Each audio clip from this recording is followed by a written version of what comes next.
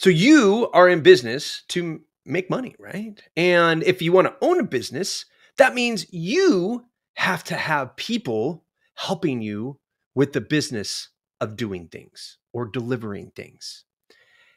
And that right there, my friends, is one of the hardest things to do in entrepreneurialism, is finding and keeping awesome people.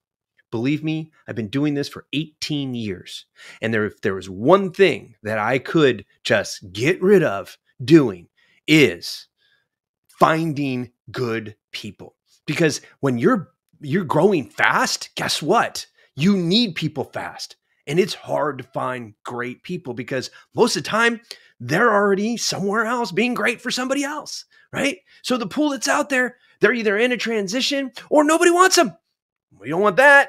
So I ran into my friend Mike Michalowicz, who just released his book, All In, and it literally shows you step by step how to attract, retain, reward, and grow with a great team. So let's go over to the interview right now.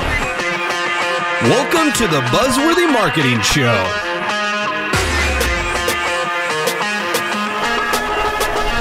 Welcome to the show, Michael Michalowicz, the one and only. Buzz, it's good to be with you, brother. We got the Polish duo of business right I love here. it. That sounds like a podcast itself. The Polish Duo Podcast. The Polish duo of business podcast. I like With it. Michael and Michael. The Michael Show. On Hot 93 FM. The M&M on 104. Alternative. Alternative.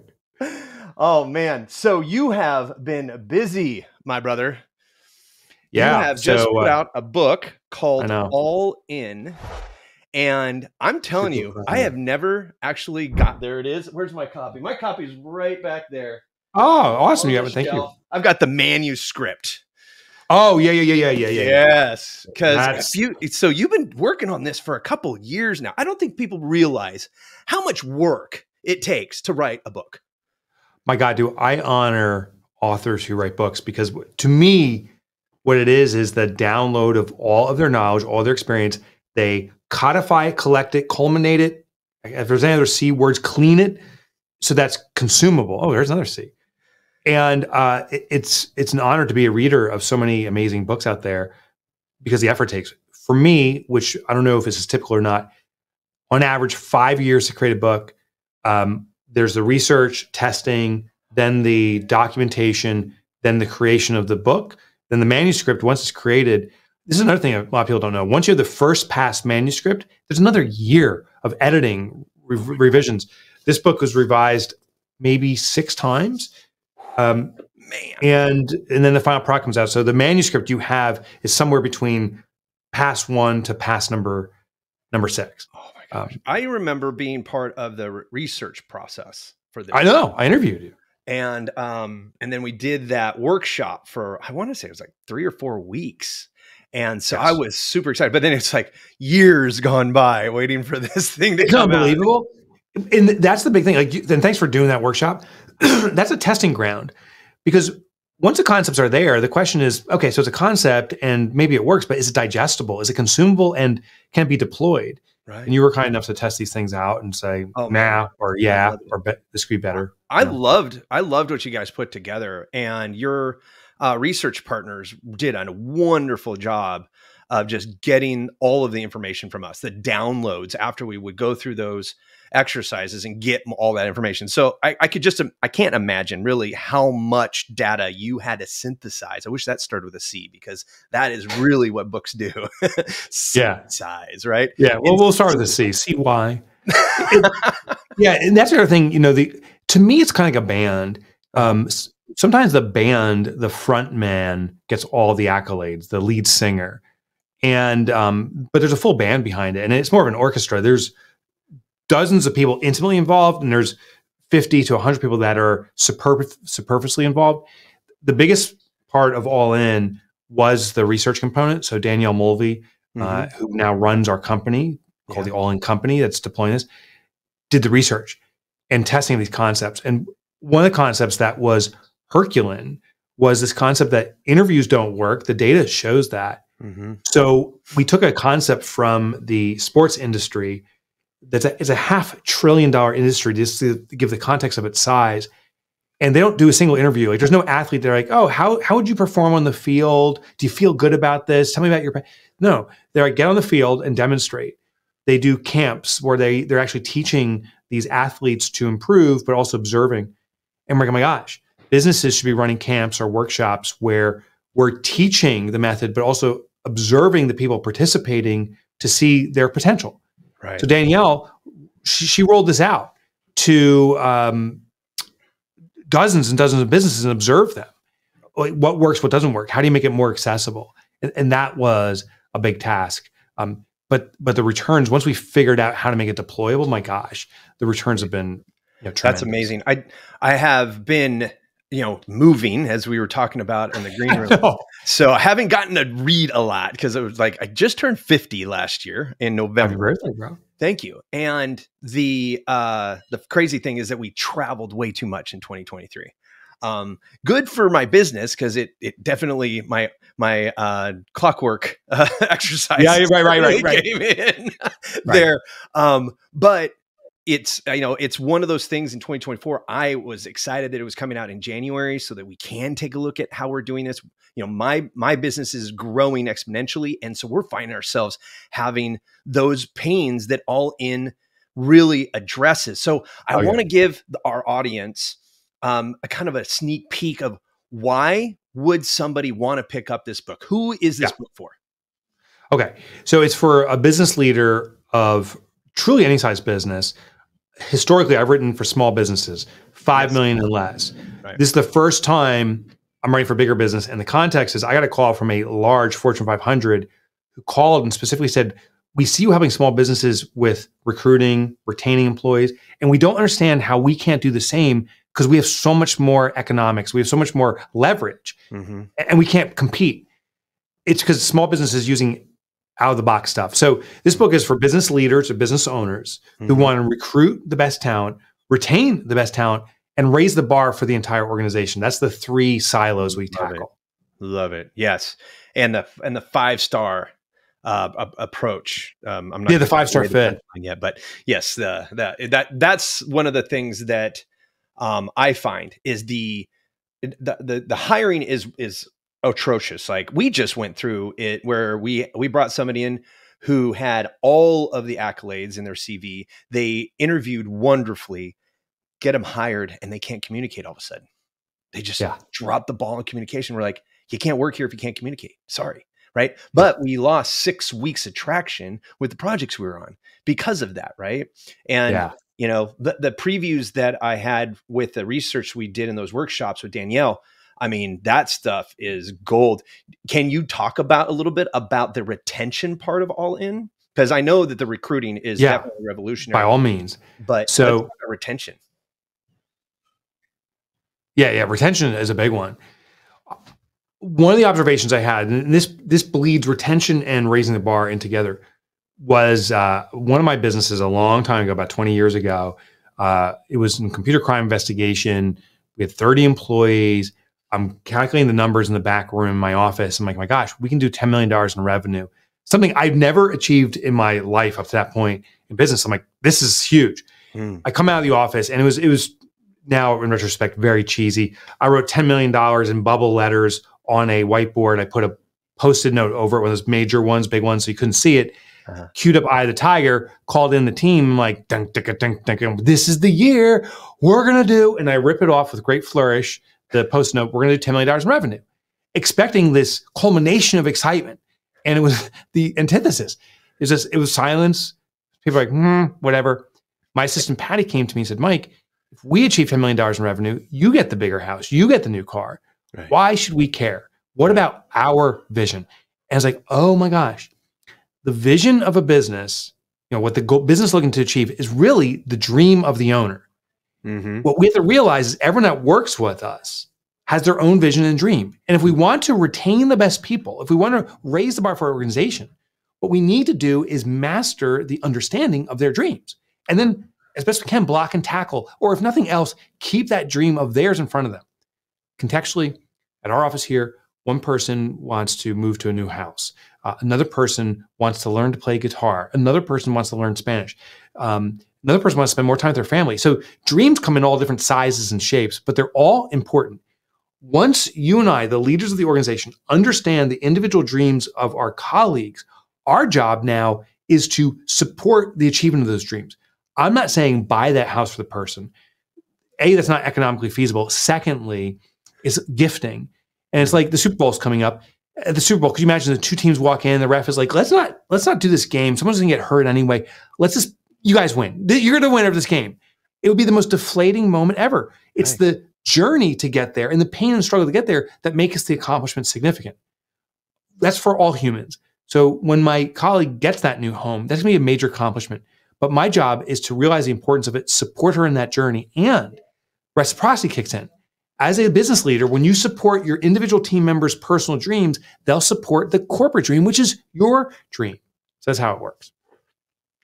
I love it. And it's funny because when you hear people like, what is your 1 to 3 year goals? What do you want? What does it look like for you? And I usually give the 1 to 3 because some people don't think about that far. They're just looking at it like, can I get through the next 12 months? Right.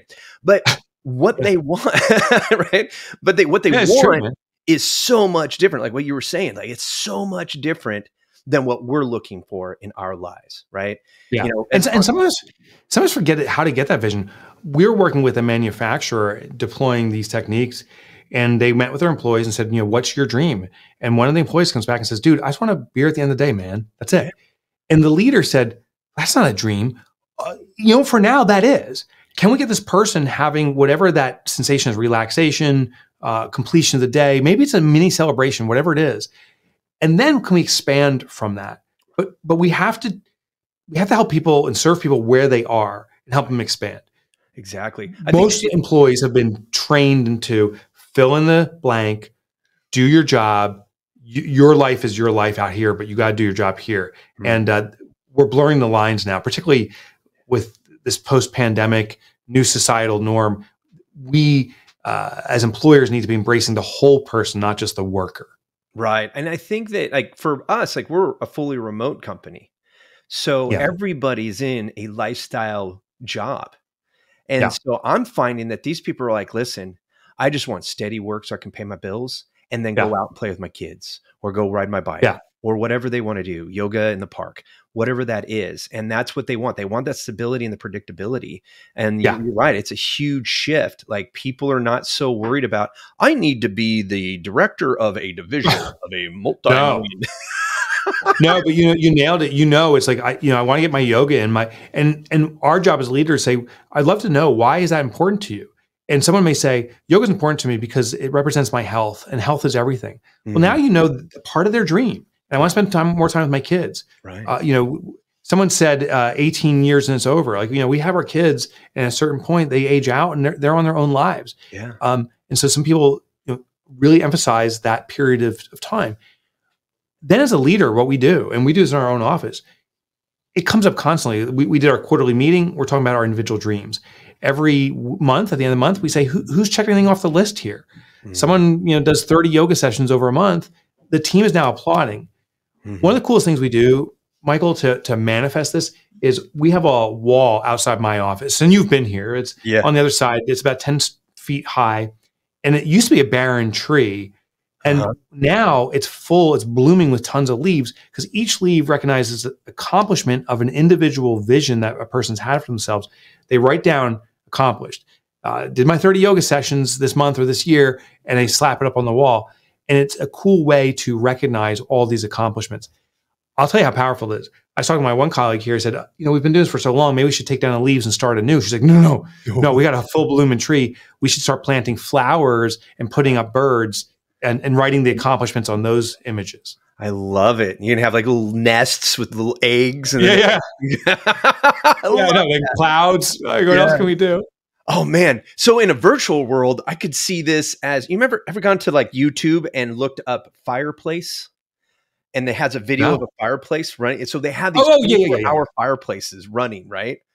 Yes. Like create your own YouTube channel, private YouTube channel, and that people could put the virtual leaves on their tree for their company, because we have so many remote, 100% remote companies. And that to me is like one of the biggest challenges, is building culture with people you've never met face to face. Yeah.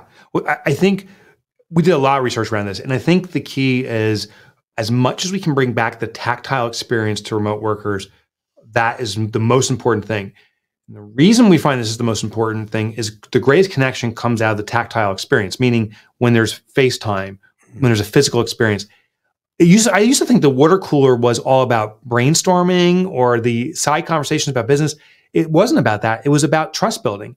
Yeah. You know, you and I sit there and we talk about the kids or the remember whens. And what happens is, because we're having that dialogue of stories outside the business, when we're working on business, there's an inherent trust. So what we do as remote workers is, if it's financially feasible, annually, quarterly, have the people come in together and spend time with each other. I know that's not always feasible. So another thing we do is we will send out gifts is not the right word, but recognition items. The first day someone comes on board, you get a package from us. And the key is this: it's not generic. It's not like, here's the company logo on a mug, here's the company logo on a t-shirt. Instead, what it is personalized. So you get a mug and it'll say, you know, your name on it. Right. Proud to have you on the team, Corday. Or as an example, she's one of our colleagues here, and so forth. The more tactile, the better. There's a second component. I guarantee your colleague who's working remotely is having tactile experiences with a spouse, others. They are seeing other people. Those people need to be one, too. So here's a really cool technique. When we send something out to recognize someone's first day on the job, it'll include a gift for someone significant in their life. I'll give you Corday as an example. Corday came on board. We sent a box home to her, welcome her on board. And there was another box in there wrapped, and it was to Brian. Brian's her husband. We learned about him in an interview. He's he likes whiskey. So we got a popular whiskey, put in there, and said, Brian, we know no decision to work for a company is made alone. Thanks for supporting Corday in this decision. We hope you enjoy your favorite whiskey. And he was blown away, because the number one question for an employee on their first day was, how was your first day? Right. And she's like, it was amazing. And then he gets a gift and says, he's like, oh my God, this company's amazing.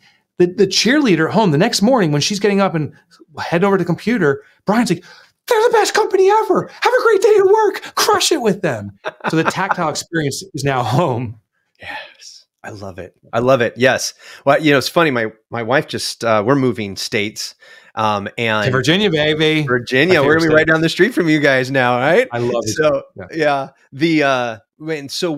she went for a like 9-hour interview. She went from the CEO all the way down. It's a huge organization she's working with, right? And they have a very extensive. But they said, bring your husband and make time to go look around the community and make sure this is somewhere you want to live. Yeah. And I'm telling you right now, we landed in Richmond, and it was like, wow, well, this is nice. It's a medium. Yeah, Richmond's nice. Richmond's nice. Like, and the town's quaint. It's kind of like St. Louis, you know, it's just quaint. It's not too big, but it's the capital, right? And then we start driving in, it's all trees. Now, for all those folks who don't know where I live right now, I live in Springfield. I've lived here for 4 years. There's cornfields and soybean fields, and that's it. That's after living in Alaska for 23 years. Yeah. Yes. Trees were making me smile as I drove down the 2-lane highway into Williamsburg. I'm like, why am I smiling so big, right? But the point is that they wanted to make sure that the family unit was going to be happy in that community. Yeah. Right along with, is my wife a good fit for their culture? And it's so smart. It's so smart. You know, no decision to all of their directors. And I'm like, that is amazing. They pay for. Yeah, I hope so. Because no decisions made alone. Right.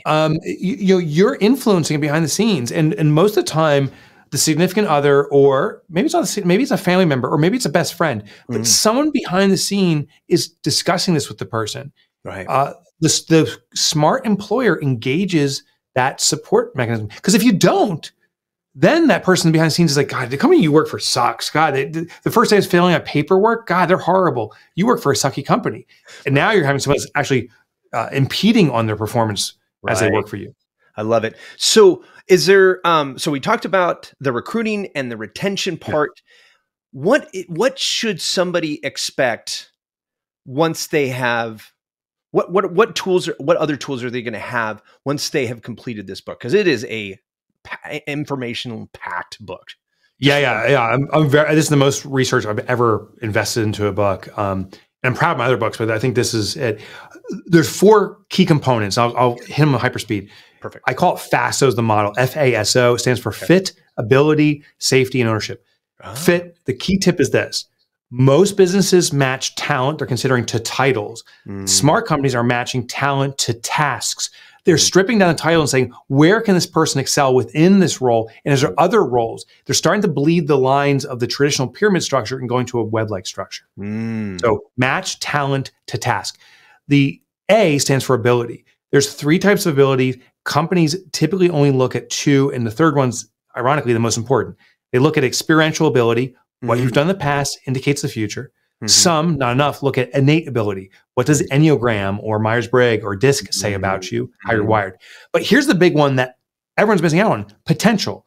Potential is, how could you do in the right environment? If you're put in the right environment, how well will you excel? And so the question, of course, is we all want that. How do you identify potential? We talked about it. It's camps and workshops. Give people an experience around the employment through education. So you can educate them, experience, and then you observe them as they're being educated on something, and then you can cherry pick the people that have the most potential. Love it. S stands for safety. There's different types of safety. Physical safety, believe it or not, even in the knowledge working space, physical safety can be a concern. We did a survey here. We have an alley behind our office that goes to the parking lot. It was pitch black. And our team members like, I feel uncomfortable going down a pitch black alley. So we simply lit it up with string lights, and it's brought about a sense of safety. But there's psychological safety, emotional safety, financial safety. The tip I have here with financial safety is, yes, we have to pay our colleagues appropriately, of course. But here's a good tip.